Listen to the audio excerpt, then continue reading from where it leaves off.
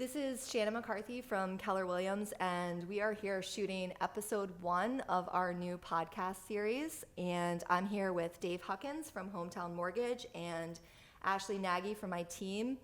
And today we're going to talk about a very controversial rule that was just passed by the National Association of Realtors about coming soon and pocket listings. I just want to thank Shannon and Ashley for inviting me to their first podcast, this beautiful office in downtown Saratoga Springs. The National Association of Realtors has just passed a new policy that has restricted the ability for agents to do pocket and coming soon listings. The policy states within 1 business day of marketing a property to the public, the listing broker must submit the listing to MLS for cooperation with other MLS participants. Public marketing includes, but is not limited to, flyers displayed in windows, yard signs, digital marketing on public-facing websites, brokerage website displays, digital communication, marketing email blast, multi-brokerage listing sharing networks, and applications available to the general public. This policy becomes effective January 1st of 2020, but directors have delayed implementation until May of 2020 to give the nation's 800 MLS services time to make the changes. Shannon and Ashley, why did they ban these types of listings? So there's a couple reasons for the ban.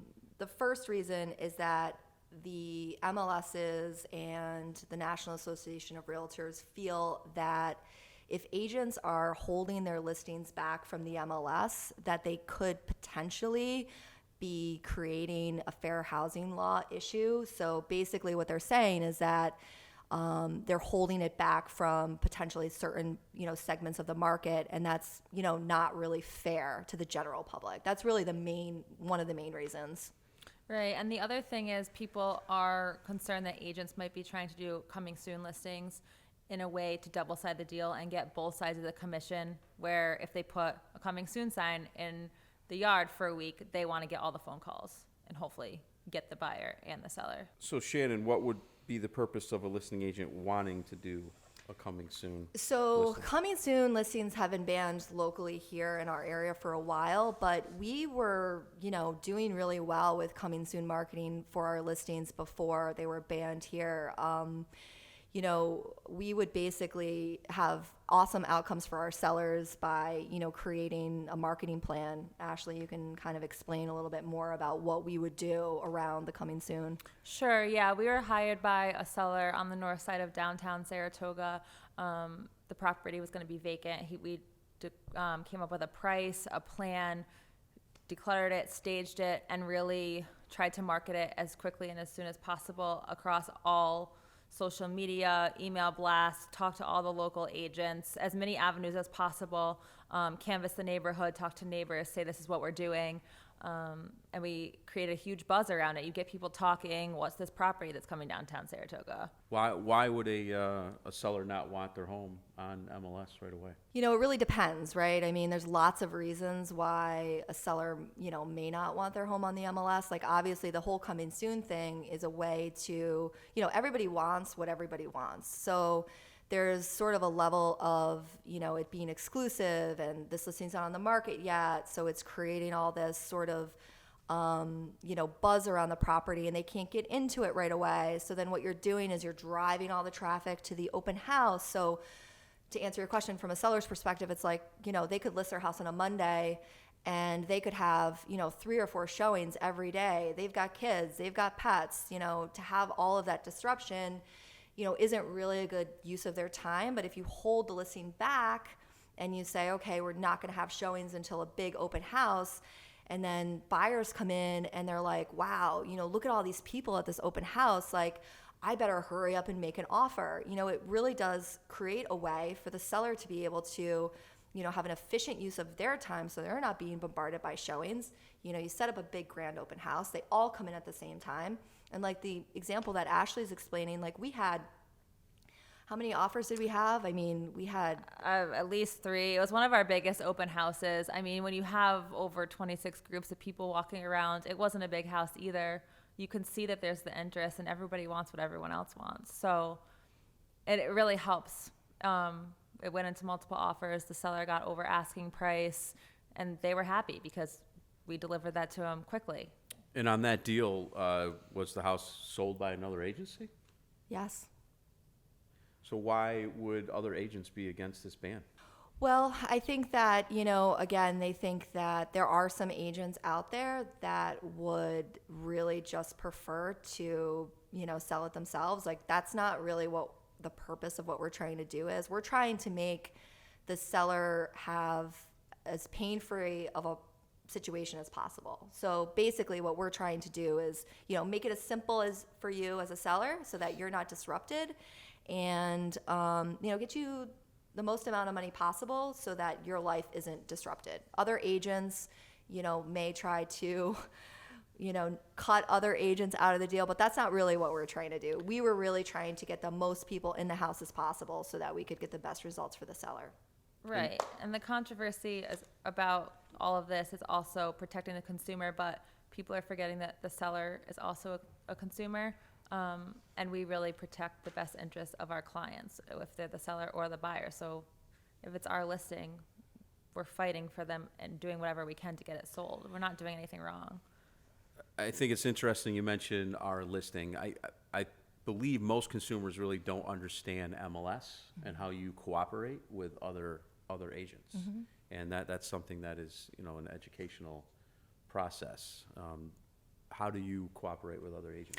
Yeah, so we really have worked very hard to have a reputation, amongst our fellow agents of just being really honest, straightforward, hardworking people that price their properties properly. We try to make, it really easy to work with us. We get back to them right away with their questions. We, assist them in any way that they can. We treat their clients with respect. We treat them with respect. We definitely, it's a small town, and we definitely just want to, continue to grow our business and, work well with the cooperating brokers so that, they can help us sell our properties. It's better for our clients and our sellers to know that, we're the type of people that work hard. And MLS generally works. Absolutely. What do you do instead to make the homes sell fast?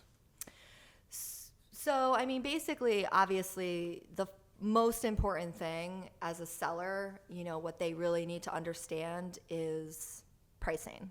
So pricing is really the first and foremost. You really have to understand that no amount of marketing is going to sell an overpriced listing. Right.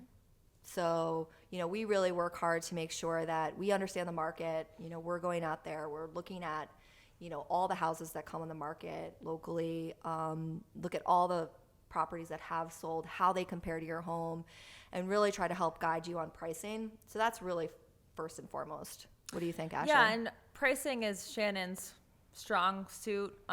So she has really built a reputation for herself and the team as well, that we price fairly and correctly, and people know that about Shannon. So when they're bringing buyers and it's a competitive listing, they're saying, Shannon priced this right. Look, this is a great, fair price. You can't lowball it.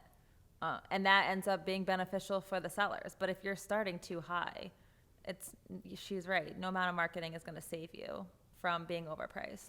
Yeah, so you have to also understand that, first impressions are everything. So when you're a seller and you come out on the market, you get one chance really to make a first impression. And as a seller, when you first come on the market, there's going to be buyers that are out there just waiting for new listings to come on the market. So when a new listing comes on the market, that's when you're going to have the most eyes on you as a seller.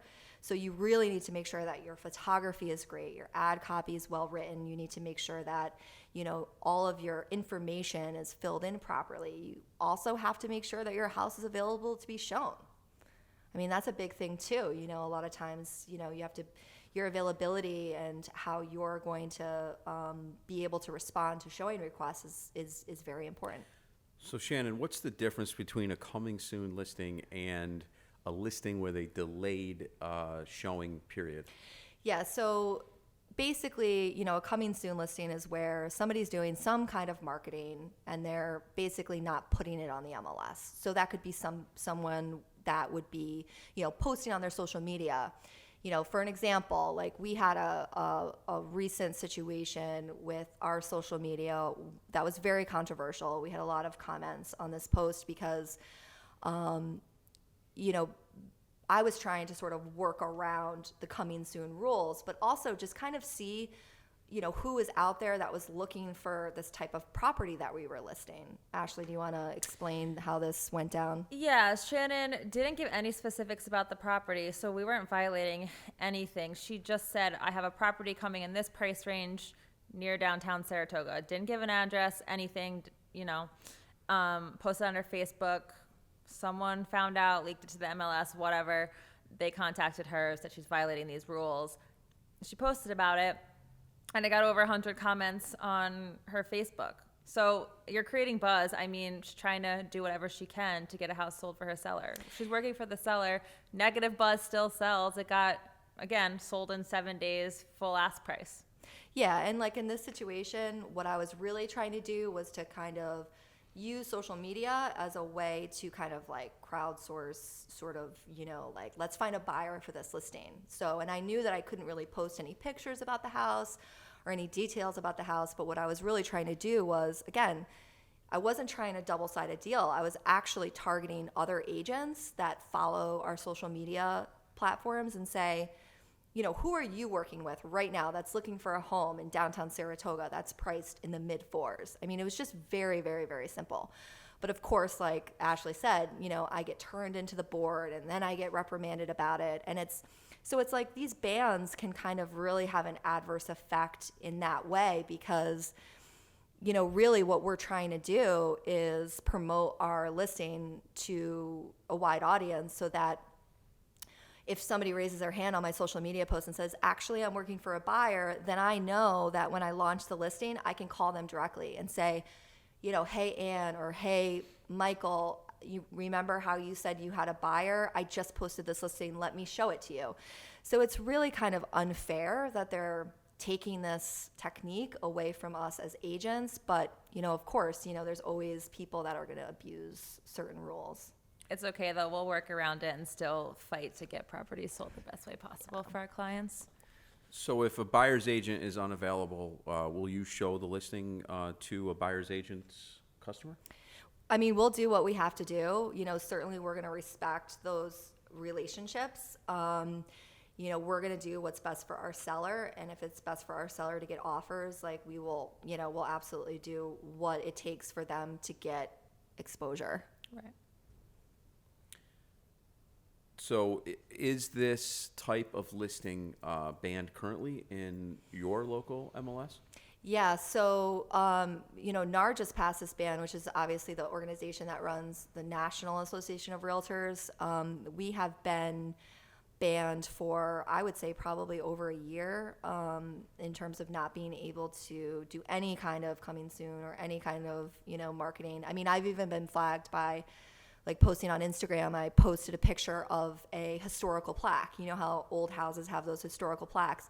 No address, no picture, just the plaque. And someone took a screenshot and reported it to the board. So it's like, some of it's just like really silly stuff here that, we're really just trying to get creative and promote our listings and, get the word out for our clients. But, it becomes an issue because, what we see NAR or the local MLS, kind of dictating the way that we as agents or brokers work with our sellers.